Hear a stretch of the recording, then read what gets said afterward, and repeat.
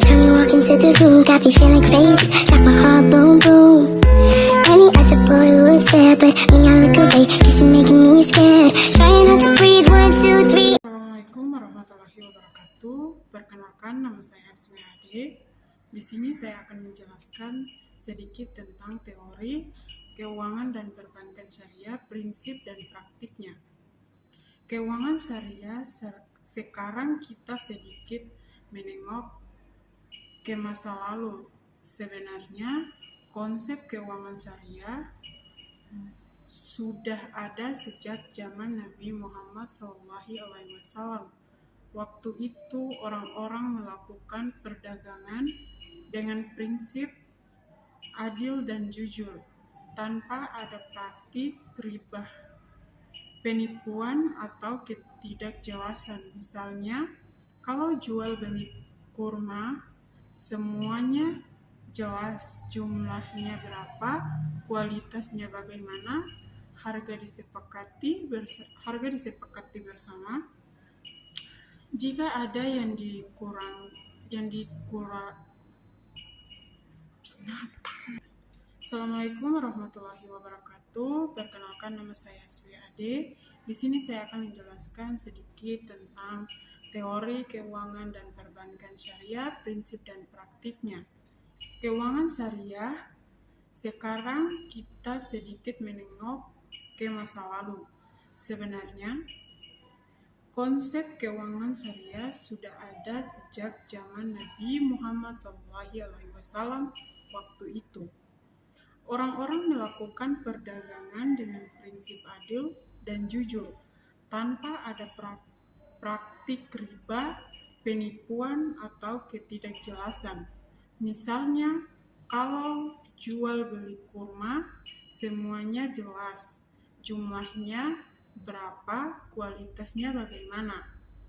Harga disepakati bersama, tidak ada yang dirugikan. Seiring waktu, prinsip-prinsip ini berkembang menjadi aturan yang lebih sistematis. Pada masa klasik Islam, terutama di era Khulafaur Rasyidin dan Abbasiyah, para ulama sudah mulai menulis fiqh muamalah atau hukum yang mengatur interaksi ekonomi kepada menekankan beberapa hal penting, keadilan dalam transaksi, dilarang riba, kejelasan dalam akad, dan tanggung jawab sosial. Jadi, kita bisa bilang kalau keuangan syariah itu lahir dari nilai spiritual sekaligus kebutuhan ekonomi umat. Baru abad modern, setelah sistem perbankan konvensional melalui perkembangan di dunia, muncul gagasan untuk membuat bank yang sesuai prinsip Islam. Di tahun 1960-an dan 1970-an, beberapa negara Muslim melalui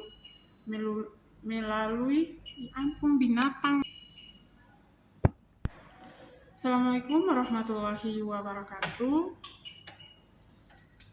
Perkenalkan, nama saya Aswi Ade. Di sini saya akan menjelaskan sedikit tentang teori keuangan perbankan syariah dan Assalamualaikum warahmatullahi wabarakatuh. Perkenalkan, nama saya Aswi Ade. Di sini saya akan menjelaskan tentang sedikit tentang Assalamualaikum warahmatullahi wabarakatuh. Perkenalkan, nama saya Aswi Ade. Di sini saya akan membahas sedikit tentang teori keuangan dan perbankan syariah, prinsip dan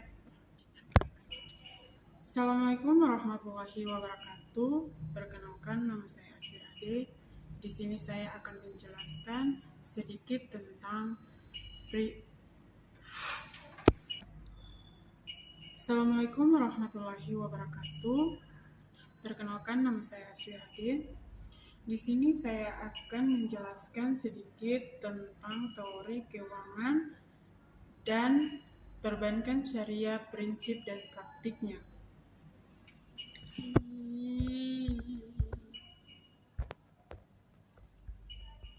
Assalamualaikum warahmatullahi wabarakatuh. Perkenalkan, nama saya Aswiade. Di sini saya akan menjelaskan sedikit tentang keuangan. Assalamualaikum warahmatullahi wabarakatuh. Perkenalkan, nama saya Aswiade. Di sini saya akan menjelaskan sedikit tentang teori keuangan dan perbankan syariah, prinsip dan praktik.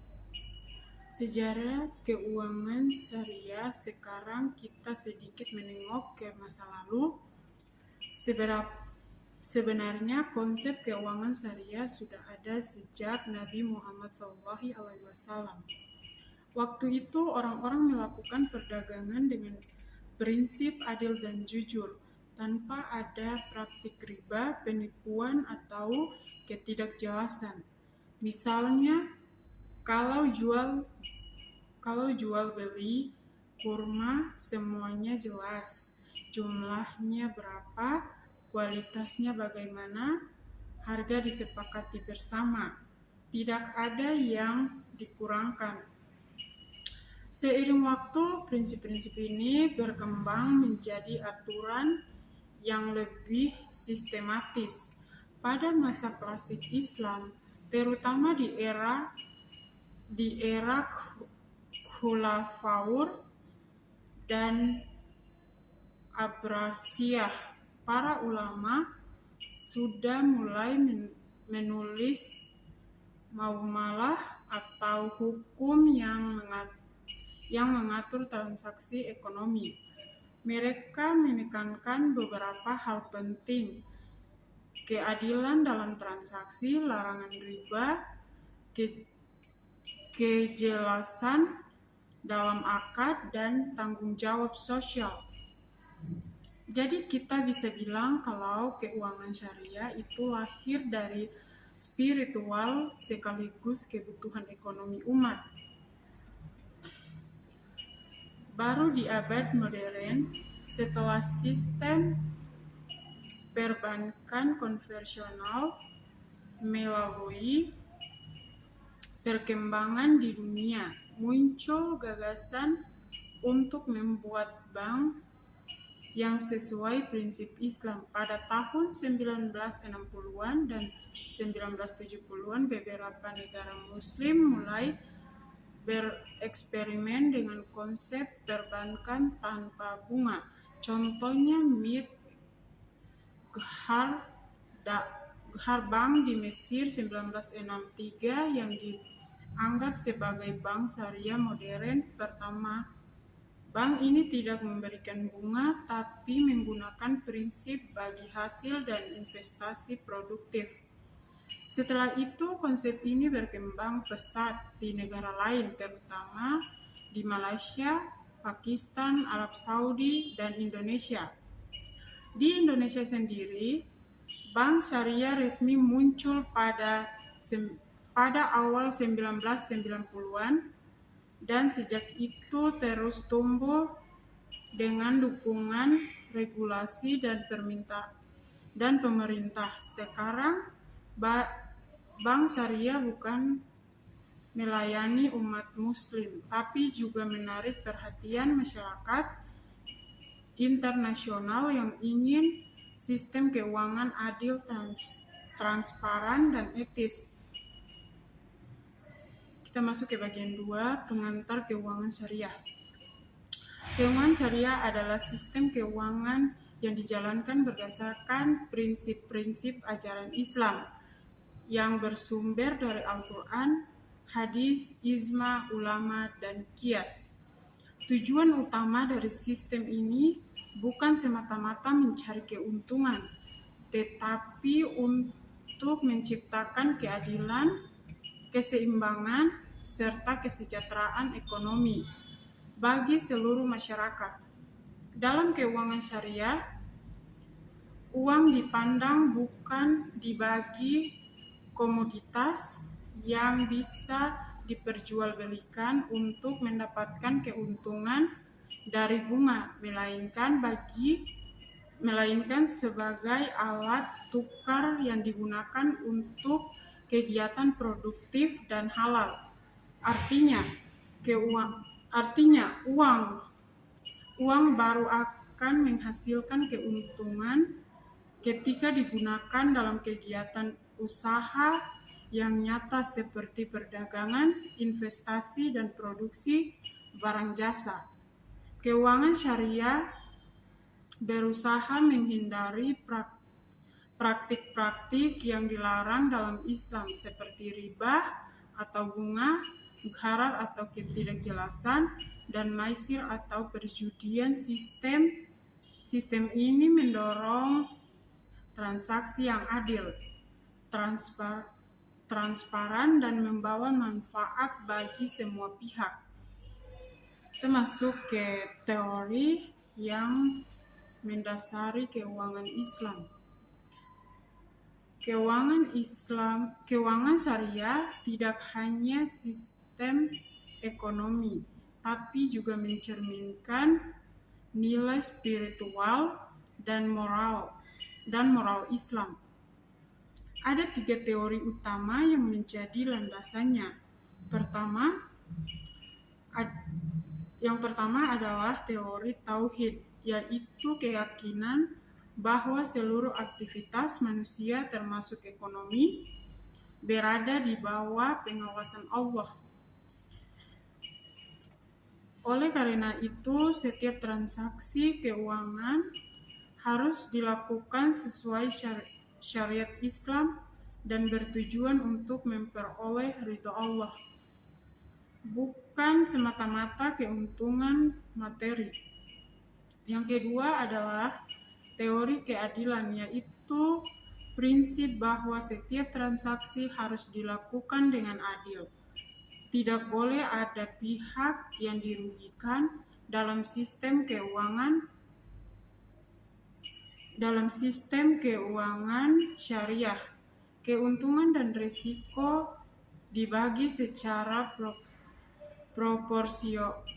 proporsional, tidak hanya ditanggung oleh satu pihak. Ini disebut konsep risk sharing atau berbagi risiko. Ketiga adalah teori memanfaatkan, yaitu setiap kegiatan ekonomi harus membawa manfaat bagi masyarakat. Investasi dan pembiayaan masyarakat diharapkan tidak hanya menguntungkan individu, tapi juga berkontribusi terhadap kesejahteraan sosial dan pembangunan ekonomi umat. Dengan ketiga teori dasar ini, sistem keuangan syariah menekankan perkembangan antara kepentingan pribadi dan kepentingan sosial, antara dunia dan akhirat. Kita masuk ke prinsip-prinsip utama keuangan syariah. Ada beberapa prinsip dasar yang menjadi pedoman utama dalam pelaksanaan keuangan syariah. Yang pertama, larangan riba atau bunga. Riba adalah tambahan yang diperoleh dari transaksi pinjaman tanpa adanya aktivitas produk yang jelas. Dalam Islam, riba dilarang karena menimbulkan ketidakadilan dan memperkaya satu pihak tanpa usaha yang seimbang. Sebagai gantinya, keuangan syariah menggunakan sistem bagi hasil atau margin, keuntungan yang disepakati di awal. Dengan begitu, baik memberi modal maupun menerima modal sama-sama menanggung risiko dan menikmati hasil secara adil. Yang kedua, larangan gharar atau ketidakjelasan. Setiap transaksi harus jelas objeknya, misalnya nilainya, waktunya, dan kesepakatannya. Misalnya, tidak boleh menjual barang yang belum dimiliki atau belum diketahui kondisinya. Prinsip ini mendorong transparansi dan kejujuran dalam setiap transaksi. Yang ketiga, larangan maisir atau perjudian. Islam melarang praktik spekulatif atau perjudian dalam aktivitas ekonomi. Jadi, investasi yang mengandung unsur spekulasi tinggi atau ketidakpastian seperti judi online atau investasi bodong termasuk dalam kategori maisir. Keempat, prinsip keadilan dan keseimbangan. Semua pihak yang terlibat dalam transaksi harus mendapatkan hak dan kewajiban secara proporsional. Keuntungan syariah. Keuangan syariah tidak hanya fokus pada keuntungan semata, tapi juga menjaga agar tidak ada pihak yang dirugikan. Yang kelima, prinsip kegiatan halal. Dana yang dikelola dalam sistem keuangan syariah harus digunakan untuk kegiatan yang halal. Bank syariah tidak akan membiayai bisnis yang bertentangan dengan nilai Islam, seperti industri minuman keras, perjudian, atau usaha yang merusak lingkungan. Yang kelima, akad atau kontrak yang dalam keuangan syariah.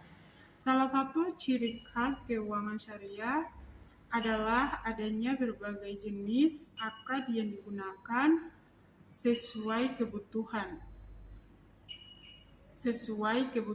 transaksi. Akad adalah perjanjian yang mengikat antara dua pihak untuk melaksanakan kegiatan ekonomi sesuai syariat Islam. Beberapa akad yang sering digunakan antara lain murabah, yaitu kerjasama antara pemilik modal dan pengelola usaha. Pemilik modal menyediakan dana, sedangkan pengelola menjalankan usaha. Keuntungan dibagi sesuai kesepakatan, sedangkan kerugian ditanggung oleh pemilik modal kecuali jika pengelola lalai. Yang kedua, musyarakah, yaitu kerjasama antara dua pihak atau lebih yang masing-masing menyumbang modal. Keuntungan dan kerugian dibagi sesuai porsi modal atau kesepakatan bersama. Yang ketiga, murabah, yaitu jual beli barang dengan penambahan margin keuntungan. Bank membeli barang yang dibutuhkan nasabah, lalu menjualnya kembali dengan harga yang disepakati. Jenis akad ini sering digunakan untuk pembiayaan pembelian kendaraan, rumah, atau peralatan usaha. Ijarah, yaitu yang keempat, yaitu akad sewa menyewa. Bank dapat menyewakan aset kepada nasabah dalam jangka waktu tertentu. Tertentu dengan pembayaran sewa yang telah disepakati. Setelah masa sewa selesai, nasabah dapat memiliki opsi untuk membeli aset tersebut. Yang kelima, wadiah, yaitu akad titipan. Nasabah menitipkan uangnya kepada bank dan bank berkewajiban untuk menjaganya. Biasanya digunakan untuk produk tabungan atau giro syariah. Qard hasan, yaitu pinjaman kewajiban. Ini adalah bentuk pembiayaan tanpa bunga yang diberikan untuk membantu masyarakat yang membutuhkan. Penerima hanya berkewajiban mengembalikan jumlah pinjaman pokok tanpa tambahan. Kita masuk ke praktik perbankan syariah di dunia nyata. Dalam praktiknya, bank syariah memiliki fungsi utama yang sama dengan bank konvensional, yaitu menghimpun dana dari masyarakat dan menyalurkannya kembali dalam bentuk pembiayaan. Namun cara pelaksanaannya berbeda. Bank syariah tidak menggunakan sistem bunga, melainkan sistem bagi hasil jual beli atau sewa. Contohnya, ketika masyarakat menabung di bank syariah, mereka tidak mendapatkan bunga tetapi bagian dari keuntungan hasil usaha bank yang menggunakan akad murabah. Sementara dalam pembiayaan, bank syariah bisa menggunakan akad murabah untuk menjual beli atau musyarakah untuk kerjasama usaha. Selain itu, setiap bank syariah wajib memiliki Dewan Pengawas Syariah atau DPS yang bertugas memastikan bahwa semua produk dan kegiatan bank sesuai dengan prinsip syariah. Ini menjadi keunikan tersendiri dibandingkan dengan bank konvensional yang tidak memiliki pengawasan keagamaan seperti ini. Kita masuk ke tujuan dan nilai dalam perbankan syariah. Tujuan utama dari perbankan syariah adalah menciptakan sistem keuangan yang adil, transparan, dan beretika. Selain sebagai lembaga bisnis, bank syariah juga berfungsi sosial melalui kegiatan seperti zakat, infak, sedekah, dan qard hasan. Nilai-nilai yang dijunjung tinggi dalam perbankan syariah antara lain kejujuran dalam setiap transaksi, keadilan dalam pembagian hasil, tanggung jawab sosial terhadap masyarakat, dan transparansi dalam pengelola dana. Dengan nilai-nilai tersebut, perbankan syariah diharapkan dapat menciptakan kesejahteraan antara aspek ekonomi, sosial, dan spiritual. Kita masuk ke tantangan dan peluang keuangan syariah. Perkembangan industri keuangan syariah memang sangat pesat, namun bukan tanpa tantangan. Beberapa tantangan yang dihadapi antara lain masih rendahnya literasi masyarakat tentang keuangan syariah, kurangnya tenaga ahli di bidang ekonomi Islam, serta masih terbatasnya variasi produk yang menarik bagi masyarakat modern. Namun di sisi lain, peluangnya sangat besar. Yang pertama, jumlah penduduk Muslim yang sangat besar menjadi pasar potensial bagi produk keuangan syariah. Yang kedua, meningkatkannya kesadaran masyarakat terhadap pentingnya transaksi halal, membuat banyak orang mulai beralih ke sistem keuangan syariah.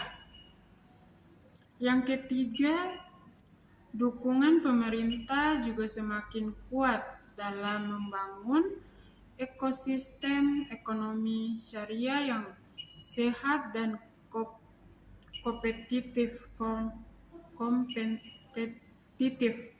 Bagian